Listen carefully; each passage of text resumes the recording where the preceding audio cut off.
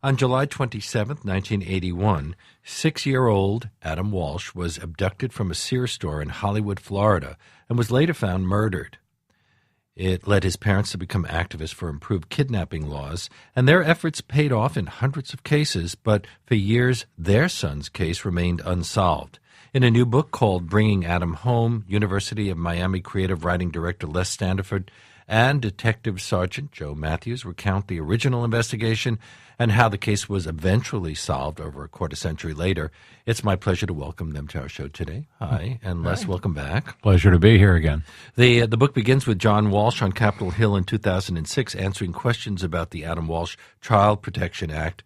What did the act do? Well, it established a national database for pedophiles for the first time, a data sharing base that all states could tap into.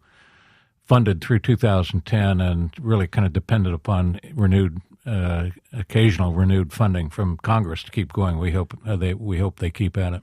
What was the situation in 1981 when Adam was kidnapped? There wasn't anything. You could get the FBI to sooner investigate a report of a missing horse or a stolen car than go after a kidnapped child. And that was the case here, Joe, wasn't it? But were the local police accustomed to handling cases like the Walshes? No, it was totally out of their league. And back then there was no recipe, no cookbook on what to do and how to do it. Usually the policy was you wait 24 hours to see if the kid was a runaway or not. But in this particular case, Hollywood, the uniform patrol did an active job of looking for a boy, assuming maybe, God forbid, he fell into a canal or something. And then it went downhill from there. Well, there were 800,000 children reported missing on a regular basis. How many of them are stereotypical kidnappings? How many of them are runaways? And how many of them are the sort of thing that we see here? That's a number that even today, but that number, the majority of them are runaways. The majority of those are domestic problems between husband and wife. Very few. It could be 100. About 100, yeah, about 100 that are stranger abductions. Now, when the investigation began, the police were working on a tip that Adam had been taken away in a blue van, so they knew he wasn't a runaway. Well, that lead turned out immediately or soon after to be false. It was witnessed only by a 10-year-old boy that was only outside about over maybe 2 to 3 hours after Adam went missing and after the police were already there. The Hollywood police decided to withhold that information just to keep the interest of the public, and that damaged the case. In those days, there was no internet, so how did his parents get the word out that they needed help? Well, they published a flyer. They got some help to Xerox, several 100,000 copies of a flyer that then again through contacts and through the luck of having friends in certain places, they got airlines to pass out in Florida and then in Atlanta. And it kind of grew. There was a grassroots campaign that grew from there, but there were no such things as Amber Alerts or Kids on Milk Cartons or a Center for Missing and Endangered Children that helps law enforcement. None of that existed. Did they offer a reward? Oh, yeah, they did. $100,000 it grew to, at the time, the largest reward that had ever been offered. Now, you said, Joe, that the FBI didn't get involved in cases like this. Is that because they aren't allowed to get involved in something that doesn't involve crossing state lines? The only time the FBI got involved is if they cross state lines. You have to have reasonable time to assume that the state lines were crossed and reasonable belief that it was. Now, everybody has a certain protocol that they all follow, and the first thing is to contact the National Center of Missing Exploited Children, and that's the clearinghouse of missing children all over the country. In 1988, the case was entered into a new nationwide database known as VICAP, the Violent Crime Apprehension Program. Was that a major improvement? Because we now are getting a national database to fight these kinds of crimes. Yeah, that not only that, but all the other NCIC, everything else that has come about is all an improvement, and it's only as good as those agencies that participate. And if there's a case, and out of lack of knowledge or laziness or something, and the information is not offered, then it's not going to do anyone any good. But today, we have more resources now than ever before. Well, that was 1988, but Les, hadn't someone confessed to the crime 5 years earlier? Oh, they had, but it was discounted. It was really a function of the, I'm just going to have to say, incompetence of the lead detective who was in charge of the case. This case could have been solved in 1983. The evidence was there. It just wasn't looked at. Would the man who confessed, Otis Toole, have been a suspect if he hadn't confessed to it? Not originally, because Otis Toole was in Jacksonville. Otis Toole admitted to a homicide that he committed in Jacksonville, and then his lover and soulmate, and also a serial murderer, Henry Lee Lucas, he's the first one that admitted that he and Otis Toole traveled the country. And at that time, detectives from all over the country started talking. It was Otis Toole who was the very first person to incriminate himself by I believe, thinking that he was talking to a Broward County detective, but he was talking to a Brevard County detective, and he admitted that he did something real bad to a little boy in Fort Lauderdale. And he was in jail at the time. On another homicide. Now, you mentioned the lead detective. You said he did a lousy job, Jack Hoffman? Yes, that's right. Now, he told Jack Hoffman all of these things, the Sears store, the Cadillac, the horrific manner in which they'd murdered Adam Walsh. He was able to identify the canal where Adam Walsh's head had been found. Wasn't there only one person in the Hollywood PD who even knew about that spot? Well, that's right. Hoffman and his partner were the only ones who knew that information, and his response was to accuse a jailer in Jacksonville, a sheriff's deputy in Jacksonville, of having fed this information to Otis Toole, but that man could not possibly have known this information. But why would he do that instead of just do the obvious and say, okay, Otis Toole knows all this stuff. He's telling me all of this stuff. He's incriminating himself. He's the murderer. I tell you what happened. He had a hypothesis as to what happened. He believed in the blue van being a suspect vehicle. There was a number of suspects that came to light that I had eliminated, and he had tunnel vision, and he wanted to generate his information that would complement his investigation, not the one that he felt was not involved. Now, we've heard of other instances of something similar happening. There's a theory. Cops proceed on that theory, and innocent people wind up going to jail as a result. Why does this happen so many times when the obvious is right there staring these cops in their faces? I think sometimes the obvious is not noticed. But you're a cop. I mean, have you ever found yourself in a similar situation? I would hope not. When I do an investigation, I look at every detail. I read every page. In 1996, the entire case file, which is unheard of, was made public through the Public Information Act. Everybody wanted to read it, 10,000 pages. I truly believe I was the only one that ever read every page of that report. And based on that, I was able to, make up saying, okay, fine, this now makes sense. And I put in a chronological order. And then the answers are in the case file. If you don't read the case file, if you don't look at all peripheral information, you're not going to get it. And there was so much compelling evidence that I had found. And let me add another thing, is the lead investigators, when they did interviews, they weren't investigative interviews. They were more like taking statements. And a statement is only the information that the person wants to give you. And right from the very beginning, that they suspected Adam was missing from inside the store, and they interviewed a security guard, a 17-year-old girl, that escorted out Adam outside the store. So he was taken off the street, and they never conducted this intensive interview on him. She took him out because he was causing a little stir? No, not he. What happened is back then when the new video games were available, they had it on display. So the boys and girls would play the video while mom did shopping.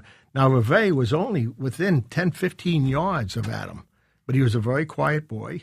He was playing with another boy. She left him there. She went to the lamp department, which was right next door. And then two other kids from the street came in. There was an altercation. And the security guard, this was her first or second day on the job, and her policy is if the kids are disruptive, you escort them out of the store if they're not with their parents. She asked the two boys that came in together, are your parents here? No. Out this door, she asked Adam and the other boy, not Adam, but the other boy, if his parents were there. That boy said no. She told me that she assumed that they were together, and then she escorted him out of the door. The other boy walks off, and Adam's on the sidewalk by himself. My guests are Detective Sergeant Joe Matthews and Les Standiford. The book, Bringing Adam Home, The Abduction That Changed America, it's published by Echo. You spoke with retired Hollywood detective Larry Hoisington. What was his connection to Otis Toole? Hoisington is a real gentleman. He was asked to drive the transport vehicle with Otis Toole in the back seat and just follow Otis Toole's instructions as to where to go. And that's it. Turn left here. That's when he turned left. When they were trying to reconstruct the crime scene, check out whether Otis Toole's story was correct or not. And Otis Toole led them to the right spot. He led them to two spots. The first spot where he decapitated Adam, and the second spot, which was only a few miles down the road off the turnpike, is where he threw the head in. And during that time, while he was watching him for security reasons, he admitted it to Hoisington that he had beheaded Adam. Did he ever explain why he did such a gruesome thing? Killing somebody is bad enough, but beheading him? In the book, it describes in detail his motive, his opportunity, and his method. And it answers all the questions, every conceivable question as to why Adam was abducted and why he did what he did is all answered. In the early investigation, the police recovered samples of carpet from the Cadillac and hair and several possible murder weapons, but DNA evidence turned up inconclusive. How much of the blame for the failures can be attributed to a simple lack of the kind of technology that is available today? Well, what happened is they recovered the vehicle, and they recovered and took samples of the carpeting. But before DNA technology was available, I'm the one that asked for DNA to be used back in 1996.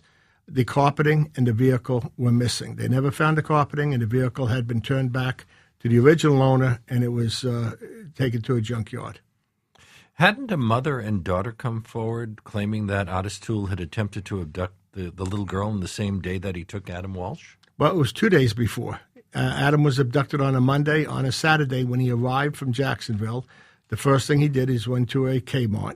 He saw a little girl the same age as his niece, and he felt his niece had abandoned him, and he attempted to kidnap her. I personally interviewed the mother and the daughter, and they positively identified Otis Toole. Yet when they went to the police and they told the police the same thing that they told me, it was discounted by the police.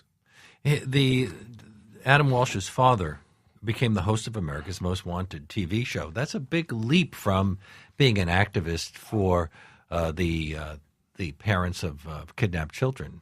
How did that happen? Well, I think in large part he was motivated by the sort of thing we're talking about here today. He just couldn't stand the incompetence and the indifference, and most of all, he remembered how lonely he and Reve felt in the aftermath of their son's disappearance. They had no one to help them. No one seemed to care, and that's a terrible feeling.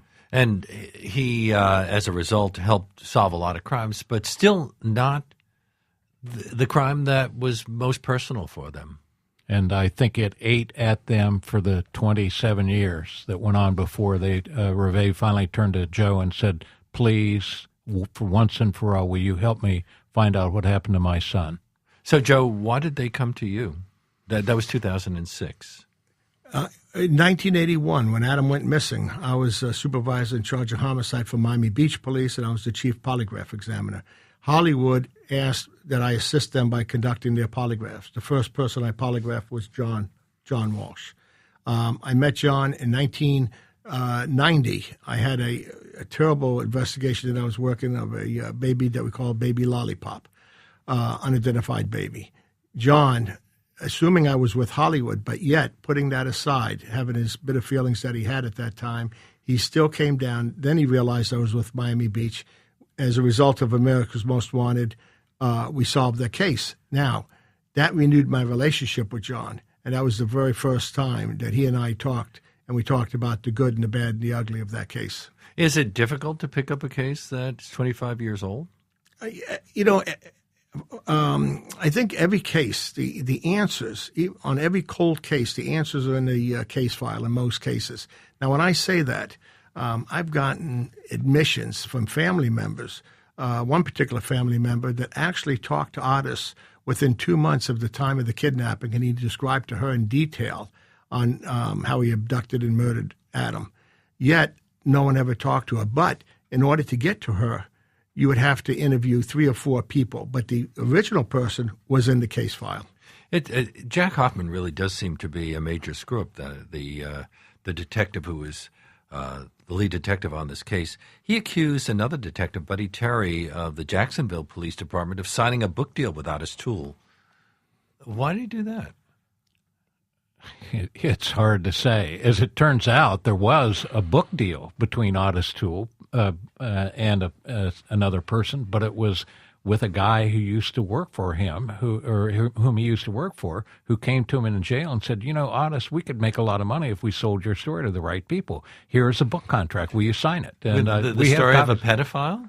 A pedophile murderer? Well, he'd admitted to over 100 murders, and he thought he could market this, he could peddle this story.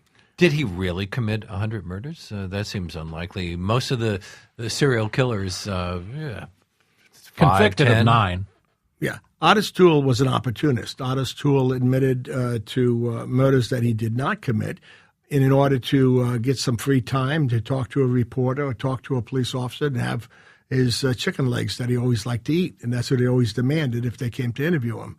But Otis Toole was not only convicted of 9 murders, but there were a number of murders that proof positive that he did it, but it wasn't cost effective for them to prosecute him based on the fact that he's already been convicted. On the other hand, the fact that he is such an unreliable witness, not only about himself and all the crimes he's claiming to commit, but also didn't he implicate his best friend who had nothing to do with this murder? Absolutely. He followed the same pattern that most suspects do. The first time you interview him during the first session, not the first time, but the first session, they'll say that they weren't involved at all, as he did. Then he'll implicate someone other than himself. Then I just was along for the ride. Then I was along for the ride. Then I drove the vehicle. Then I held her down. And then I killed her myself by myself. And that was one of the mistakes that law enforcement or Jack Hoffman, he just didn't do an interview. He took statements, and the statements were self-serving. Now, Les, your book makes no mention of anything substantial happening between 1996 and 2006 in regard to this case. Were there really no developments? Was nobody even looking into it at that point? Sadly, that's pretty much the case. There would be every 4 or 5 years a newspaper would do a 5-year follow-up article, and that's about all that happened because the lead agency just had shelved it and really wished it would go away. One of the sadder parts of this story is the problems that the Walsh family had to face on top of having lost their child. Some people accuse John Walsh of having mafia connections. Others blame the family for scaring children. When a crime of this magnitude goes unsolved for 27 years, the frustration mounts. It's kind of like the Kennedy assassination. People begin to invent things, whether they make sense or not, in order to try to bring reason back into their conception of the world around them. Did any of them suspect the Walshes of killing their own child? No one ever took it seriously, but that's how talk happened. But the Walshes, that's why they called me in from the very beginning, is to eliminate or to identify a suspect. And the first person I interviewed was John Walsh. I interviewed all the family members. And you gave him a polygraph test, you say? Not only a polygraph, but when I do a polygraph, it's not just, I don't rely on the instrumentation of the polygraph. My interview with John lasted over 9 hours. And John shared with me everything and anything, any information that he thought might help to have his son returned. And I found John to be just a sincerely loving and loyal father and husband. My guests are Detective Sergeant Joe Matthews and Les Standiford. who is the creative writing director at the University of Miami. Florida International University in Miami. Okay. And you pretty much wrote the book, didn't you? Joe did the heavy lifting, and I tried to give it a context and make it readable to a general audience. And Les is very modest. I gave him case study, and I gave him police reports, and he made it what it is today. Otis Toole recanted his confession on numerous occasions as well, despite all of the details that he was able to recount from the case. How was the flip-flopping handled? Well, it wasn't exactly as bad as you might think it was. Otis Toole admitted to 17 law enforcement officers, 17 different law enforcement officers from different agencies, every time he had an opportunity that he had killed this little boy. 3 times he recanted, one of which is in his recanting, he said, my attorney says that I didn't kill that little boy, but I know I did. You know, any opportunity that Detective Hoffman had to withdraw him as a suspect, he wanted it and he looked for it. Could you have given him a polygraph test and found out whether he was guilty or innocent? Absolutely. And but don't sociopaths sometimes pass those tests? Absolutely. But you have to, there's different types of polygraphs. And one of the most important things when you conduct a polygraph is the pre-test interview. And I studied Otis Toole, and I was going to interview him back in 1996. And I worked the case as a cold case for Hollywood at their request, not mine. And just before I went to Hollywood, just before I went to Rayford to interview him, they changed their mind and had their own detective. But one of the important things is, especially with sociopaths, you have to make it socially acceptable as to why they committed the crime. And through the interview, if you do it properly, you don't even need the polygraph. Mm-hmm. Because they reveal what's important, even if they're denying. Or what's important to them. Now, I keep on returning to Jack Hoffman because he just seems to me to be almost evil in all of this. He tried to implicate a family friend of the Walshes, Jimmy Campbell, in the crime. Right. Anybody but Otis Toole? Well, in 1981, as you pointed out, there was no knowledge of Otis Toole until he implicated himself in 83. Rightfully, there would have been no suspicion directed toward him. Because nobody even knew who he was. No, that's right. And it was not on anybody's radar screen in 1981. But in 81, Hoffman had developed from the outset a sort of novelist conception of what might have happened. And in the novel, you might say, that was playing in his mind, Jimmy Campbell had done it because he was involved with Reve Walsh. And it makes no sense any way you slice it. He said that he was having an affair with... Yeah, that's right. And he killed the child as an for impediment. some reason related to that, then he would have killed the child. Well, there is no logic involved, but he was stuck on that notion. But once Otis Toole comes into the picture, we have his sister, Vanetta Cyphers, claiming that he admitted to her that he'd killed Adam Walsh.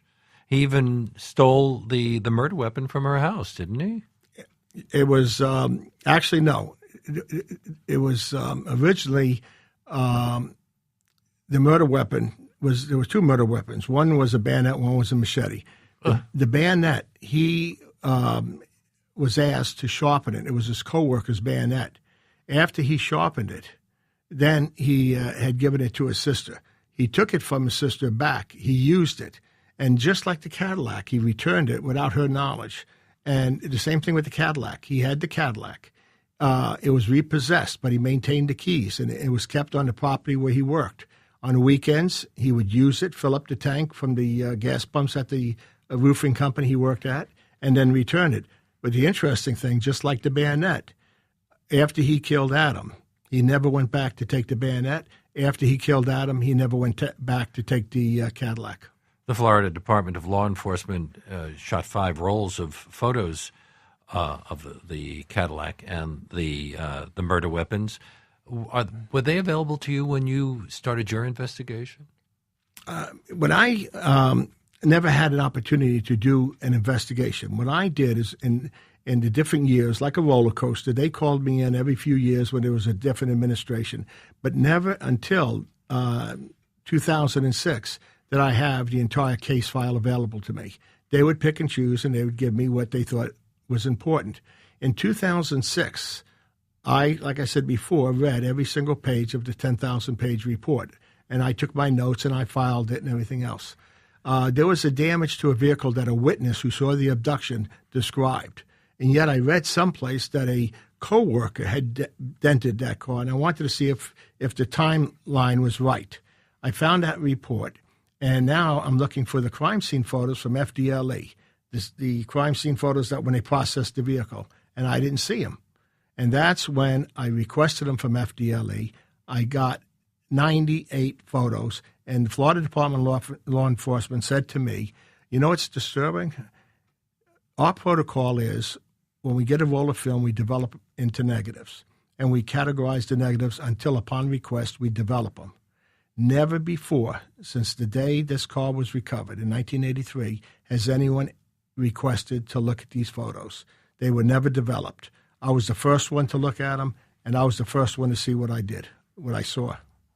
Now, Adam's Toole died in, the 1990s? 96. How old was he? Oh, my gosh, I remember. Well, he wasn't an old man. No. I think he was 36. Yeah, I think he was close to 40 or 36, something like that. And he was in prison? Yeah, on the other 7 homicides that he was convicted on. He died of natural causes? He died of cirrhosis of the liver. And he had kidney problems, all drug and alcohol related. But he was convicted of the murder after he died. Not of Adam Walsh. He was convicted on 7 other homicides. Mm-hmm.